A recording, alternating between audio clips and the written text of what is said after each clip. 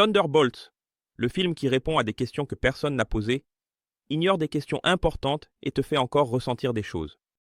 Si tu es du genre à t'émouvoir devant une publicité de margarine, Thunderbolts fait enfin ce qu'aucun film du MCU n'a fait depuis 2019, donner l'impression que quelqu'un du casting a lu le scénario avant de tourner.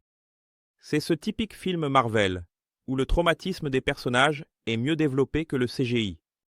C'est comme une thérapie de groupe avec des uniformes tactiques et des explosions en arrière-plan. Un grand épisode d'Euphoria avec moins de paillettes et plus de grenades. Quelqu'un a allumé la lumière. C'est ça. Pour la première fois depuis des années, le directeur de la photographie n'était pas en mode « vision nocturne de la PlayStation 2 ». Florence Pugh est tellement bien dans ce film que j'ai presque oublié les autres personnages. Presque. Elle porte le MCU à bout de bras par son jeu et son charisme, tandis que les autres sont là comme des PNJ, essayant d'apprendre des répliques de doublage.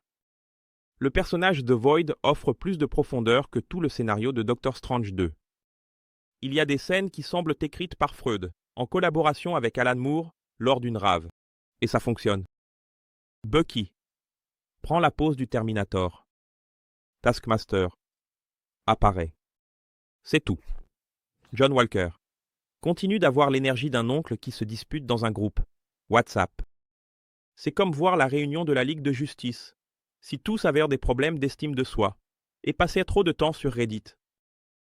La scène post-crédit est un court-métrage, une œuvre, une performance artistique. Enfin, une scène qui ne semble pas faite un mardi à 18h à la hâte pour pointer. Thunderbolt est ce film dont le MCU avait besoin, mais que le public ne mérite peut-être pas, car tandis que certains attendent un crossover avec les X-Men, d'autres n'ont même pas compris l'intrigue de WandaVision jusqu'à aujourd'hui. Avez-vous le courage de dire que Thunderbolt ne vaut rien? Ou allez-vous faire semblant d'avoir tout compris juste parce que vous avez vu Florence sur l'affiche? Aime, commente, active les notifications et dis-moi.